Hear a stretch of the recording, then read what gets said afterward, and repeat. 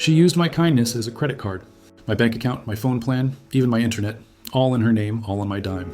But the day I realized just how deep her freeloading went, I decided to end it once and for all. And let's just say, she won't be calling anyone for a while. If you've ever been taken advantage of by someone who just wouldn't pull their own weight, hit that like button right now. Because today's story, it's not just revenge, it's justice served cold, with Wi-Fi disconnected. Let's get into it. Divorced dad here. 2 kids, 1 dream, to keep their world stable after the marriage fell apart. I'll admit, I wasn't a saint. Before all this, I made my money the wrong way, selling weed just to keep us in the crazy expensive city of Los Angeles. But when our first kid was born, something clicked. I told myself, you can't be that guy anymore. So I turned my life around. Went to trade school, worked my way up, became an independent plumber. Long hours, sore hands, but honest pay. I did all of it so my family could stay in a good neighborhood, near good schools, with a roof that didn't leak. But while I was grinding, my wife wasn't. She always had complaints about money, about our house, about me working too much, but never solutions. She worked part-time jobs that she quit faster than she started, and somehow it was always my fault when the bills piled up. I didn't mind paying more. What killed me was how ungrateful she was. The constant nagging, the blame, the guilt trips. It was like being married to someone who wanted the benefits of effort without the effort itself. Eventually, it all crumbled. 2 years ago, we separated. It wasn't a screaming match, just this cold realization that I'd been keeping a sinking ship afloat alone. When I moved out, I made a deal with myself. Be civil. Keep things peaceful for the kids. So I paid her rent for a few months, kept her on my phone plan, covered the internet, the kids' expenses, school supplies, everything. At first, she was all smiles, friendly texts, thank yous, the whole amicable ex act. But slowly, it became clear she expected it to last forever. 6 months after the separation, I told her, hey, you'll need to switch your phone plan soon. I'll be cutting mine off next month. She said, yeah, I'll handle it. She didn't.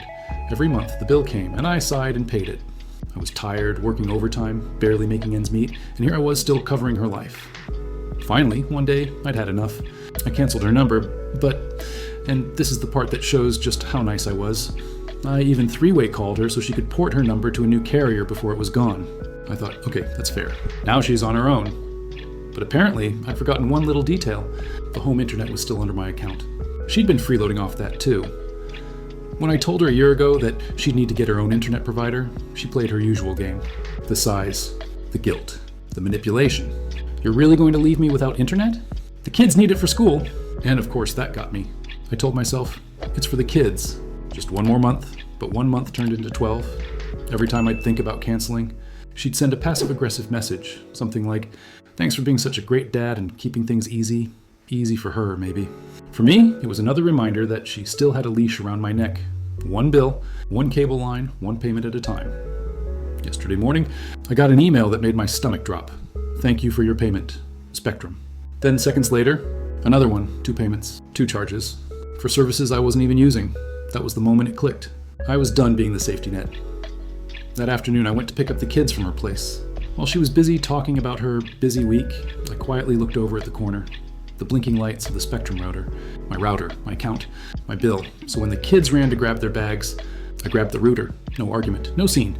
Just unplugged it, coiled the cable, and walked out. The next morning, I went straight to the Spectrum store. Told them I wanted to cancel the service and close out the account for that address.